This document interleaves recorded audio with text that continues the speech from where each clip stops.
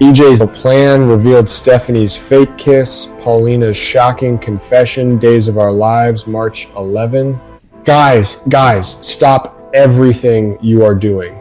If you think you know what's coming in Salem this Wednesday, March 11th, I promise you, you are wrong. We've got a fake kiss that feels a little too real.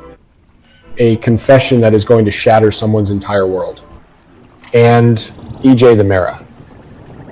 Oh, EJ playing the good dad again. But is it ever really that simple with the DiMera? Spoiler alert, it is not. Welcome back to the channel. Soap fam, grab your coffee, grab your popcorn, because we are diving deep into the drama. Let's get into it. All right, let's kick things off with the DiMeras. Because when do they not cause the most chaos? On Wednesday, we see EJ showering Johnny with praise. On the surface, sweet, right? A father trying to connect with his son. But let's be real for a second. This is EJ DiMera. We're talking about the guy doesn't give compliments, he issues contracts. He's buttering Johnny up for one reason and one reason only, to keep him locked down at DiMera Enterprises. And honestly, I have mixed feelings here. Part of me thinks Johnny is smart enough to see through this. He's not a kid anymore. But another part of me remembers that Johnny has always craved his father's approval. It's a classic DiMera dynamic, isn't it? It takes me back to the days when Stefano used to pit EJ against Chad, using praise as a weapon to control them. This is history repeating itself. But here's my theory. This praise isn't just about the company. I think EJ is grooming Johnny. He's setting him up to be the fall guy. Or maybe the face of something bigger. With the secret lab and the Lexi situation hanging over his head, EJ needs allies he can trust. Or at least allies he can manipulate. Do you guys think Johnny is going to fall for this? Or is he playing his own long game? Drop your thoughts in the comments. Because I am leaning towards Johnny being smarter than EJ gives him credit for. Okay. Switching gears to someone who is carrying the weight of Salem on her shoulders, Paulina Price. My girl has been through it. But this is a whole new level of trauma. EJ dropping the bomb about bringing Lexi back, about the secret lab. That's not just a secret. That's a violation of everything Paulina holds sacred. On Wednesday, Alina opens up to Chanel. And can we just appreciate Jackie Harry's acting here for a second? The woman can convey an entire novel with just a look. She's going to have to tell Chanel that her beloved Auntie Lexi might not be resting in peace. That her body is out there somewhere. Maybe in some cold, creepy lab. This is going to destroy Chanel. Lexi wasn't just an aunt to her. She was a legacy.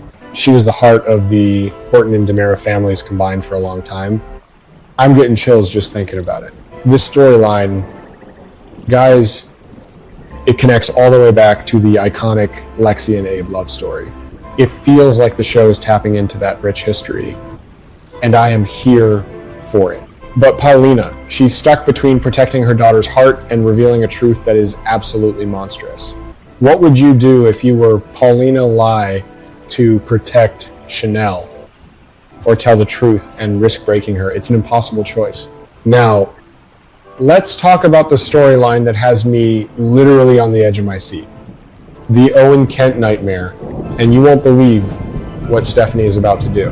We've been watching Stephanie and Jeremy trapped, scared, trying to figure a way out. But on Wednesday, Stephanie takes matters into her own hands. And it is brilliant and also a little terrifying. She's going to play along with Owen's sick fantasy. She's going to pretend to fall for him. And yes, you heard that right.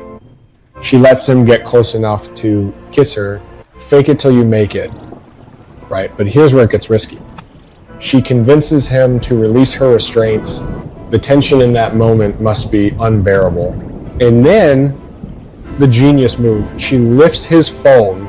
This is smart, but it's also dangerous. It reminds me of when Hope Williams was held captive by that psycho.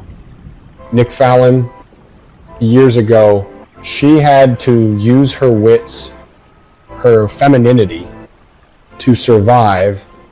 Stephanie is channeling that same energy. She's a Kyriakis. She's a Johnson. She's a survivor. But let's talk about that kiss. Is it just strategic, or is there a tiny, sick part of Owen that actually believes it? And worse, is there a part of Stephanie that is playing with fire? We've seen captives develop Stockholm Syndrome before. I'm not saying that's happening, but the writers love to blur those lines. This plan could either set them free or push Owen over the edge completely. Meanwhile, the search for the real stalker continues. Steve Johnson is a dog with a bone, and he's starting to sniff out the truth. Brady is backing him up, and thank God for that, because everyone else seems to be focused on Jeremy. It's classic Salem misdirection. Brady and Steve make a great detective duo, don't they? They've both been through the ringer enough times to know when something doesn't smell right. The evidence is pointing away from Jeremy, and they're smart enough to see it.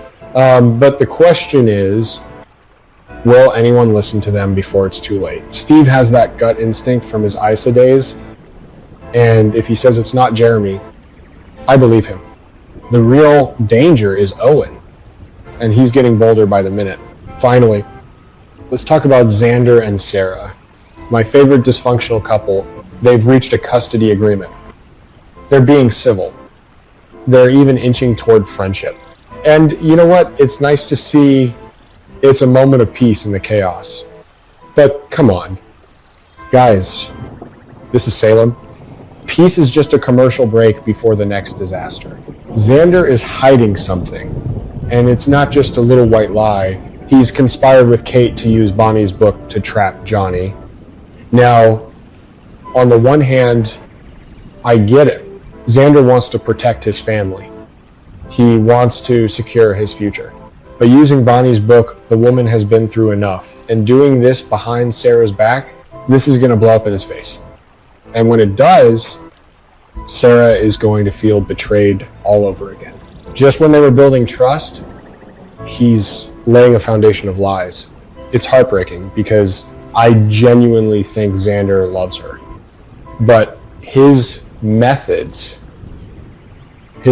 are always his downfall. It's the Xander Kyriakis curse.